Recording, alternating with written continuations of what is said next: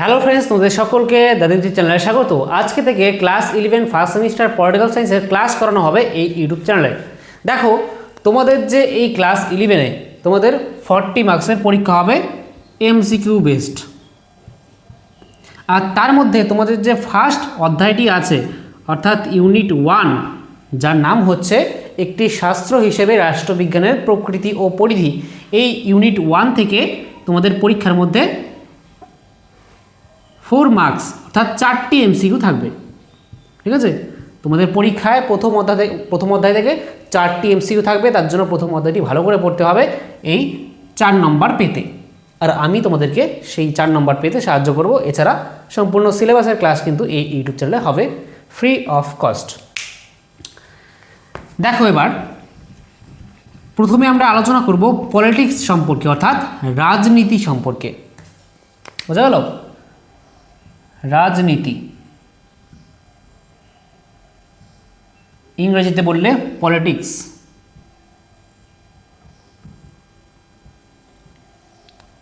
তাই না? পলিটিক্স এখন কি, বা এই রাজনীতি কি? দেখো, এক কথায় বললে রাষ্ট্র পরিচালনার সামগ্রিক যে নীতি সেটাই হচ্ছে রাজনীতি। ঠিক আছে,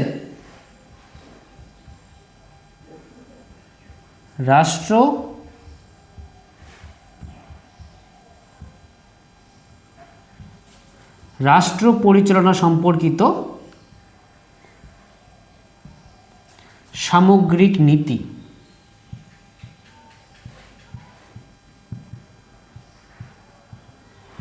নীতি হলো রাজনীতি।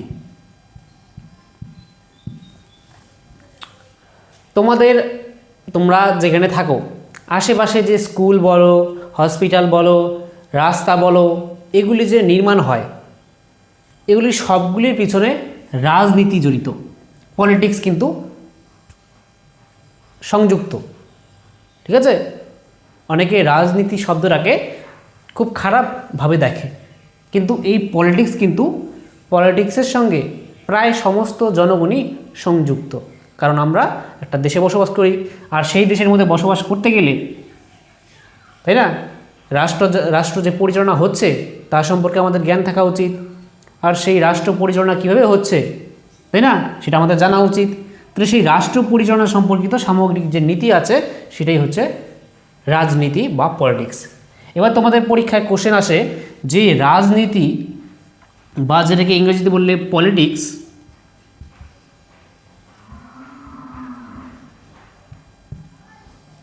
এই শব্দটা কোন শব্দ থেকে এসেছে? তাহলে পলিটিক্স এটা তো একটা ইংরেজি শব্দ, তাই তো? এটা এসেছে গ্রিক শব্দ পলিস থেকে। ঠিক আছে,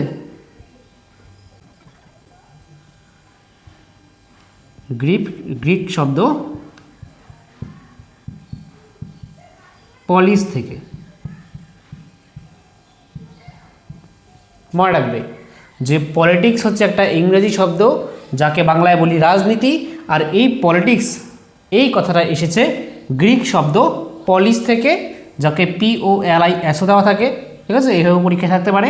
আর এই পলিস কথার অর্থ হচ্ছে নগর রাষ্ট্র। নগর রাষ্ট্র ইংরেজিতে বললে সিটি স্টেট।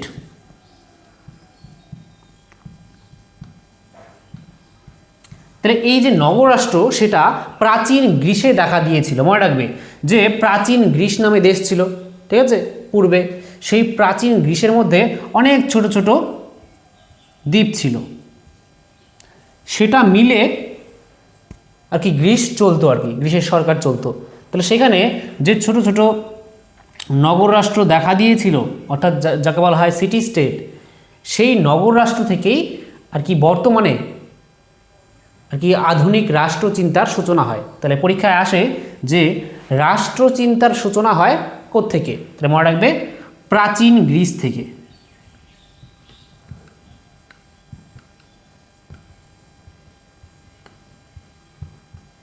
প্রাচীন গ্রিসে রাষ্ট্রচিন্তার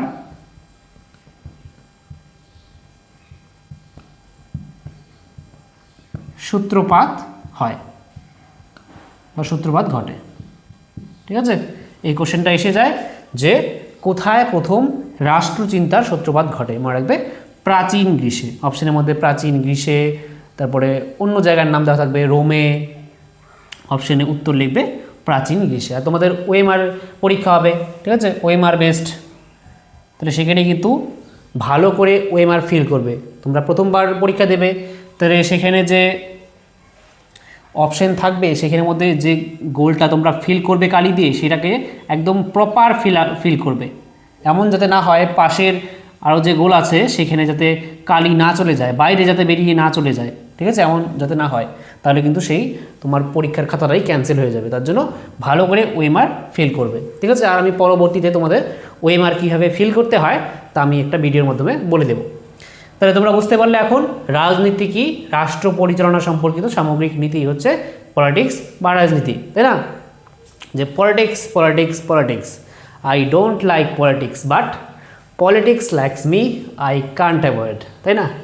আচ্ছা, এবার আমি তোমাদের কিছু গ্রন্থের নাম প্লাস সেই গ্রন্থের লেখককে তা লিখিয়ে দিব, একটা চার্ট করে দেবো, সেই চার্টটা তোমরা কিন্তু মনে রাখবে, পরীক্ষায় কিন্তু এসে যায়।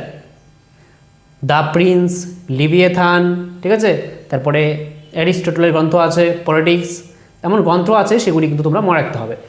আর আরেকটা কথা বলে রাখি যে এই যে তোমরা প্রথম রাষ্ট্রবিজ্ঞান পড়ছো, কারণ ক্লাস 10, 9 আগে তো আগের ক্লাসে তো রাষ্ট্রবিজ্ঞান সাবজেক্ট ছিল না, ক্লাস 11এই প্রথম। তাহলে এই রাষ্ট্রবিজ্ঞানে আমরা কিন্তু রাষ্ট্র সম্পর্কে আলোচনা করি, সেটা শুধুমাত্র না, শুধুমাত্র রাষ্ট্রের সম্পর্কে আলোচনা করা হয় না, রাষ্ট্র ছাড়াও অন্যান্য বিষয়ে আলোচনা করা হয়, ঠিক আছে। এর পরিধি কিন্তু ব্যাপক। তার জন্য যেহেতু এই রাষ্ট্রবিজ্ঞানের প্রকৃতি অর্থাৎ পরিধি দিন দিন বৃদ্ধি পাচ্ছে, অর্থাৎ রাষ্ট্রবিজ্ঞানের আলোচনার বিষয়বস্তু দিন দিন বৃদ্ধি পাচ্ছে,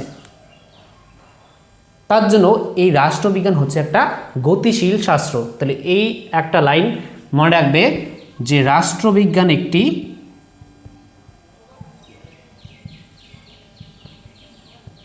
একটি গতিশীল শাস্ত্র।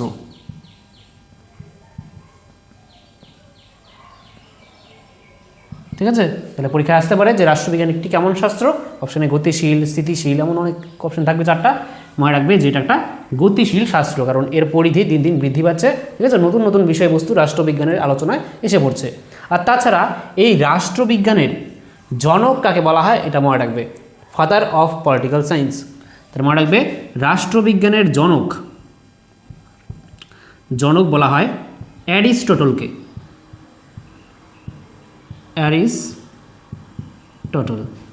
এই নামটা ভেরি ভেরি ইম্পর্টেন্ট, যে রাষ্ট্রবিজ্ঞানের জনক কাকে বলা হয়, অ্যারিস্টটলকে বলা হয়। আর তাছাড়া আরেকটা কোশ্চেন আসে যে অ্যারিস্টটল বলেছেন মানুষ স্বভাবতই রাজনৈতিক জীব, মনে রাখবে যে মানুষ স্বভাবতই কি জীব, রাজনৈতিক জীব।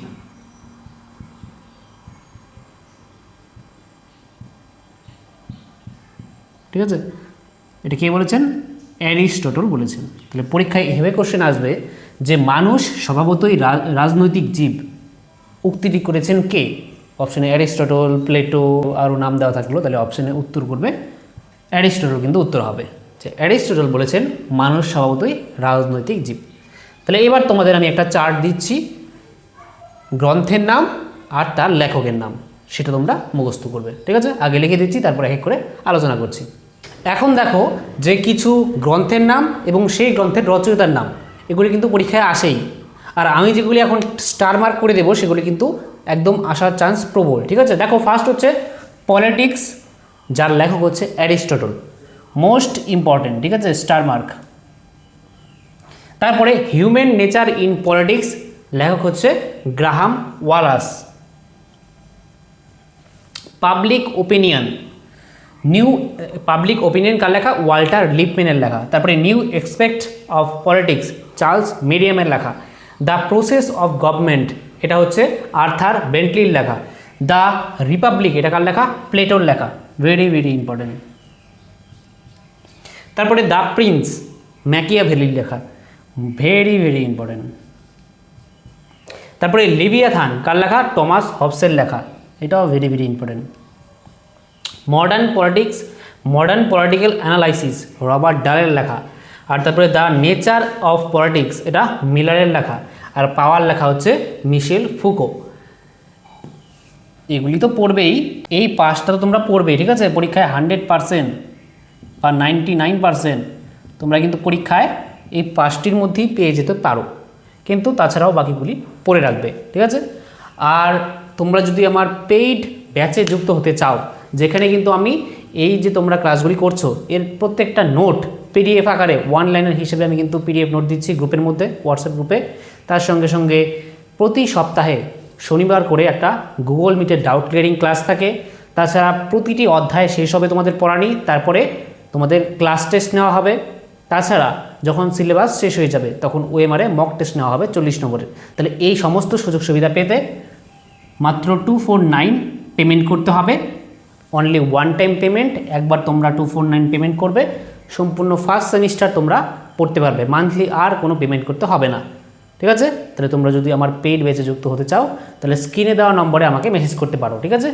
9883143673 এই নম্বরে আমাকে মেসেজ করবে যে আমি ক্লাস 11 ফার্স্ট সেমিস্টারে পড়ি, আমি আপনার ব্যাচে যুক্ত হতে চাই। তাহলে আমি বাকি ডিটেলস দিয়ে দেবো যে কীভাবে তোমরা ব্যাচে যুক্ত হবে, ঠিক আছে? তাহলে এই ছিল আজকের আলোচনা। তাহলে দেখা হচ্ছে নেক্সট ক্লাসে, আরও নতুন কিছু আলোচনা করব। তাহলে ততক্ষণের জন্য বাই।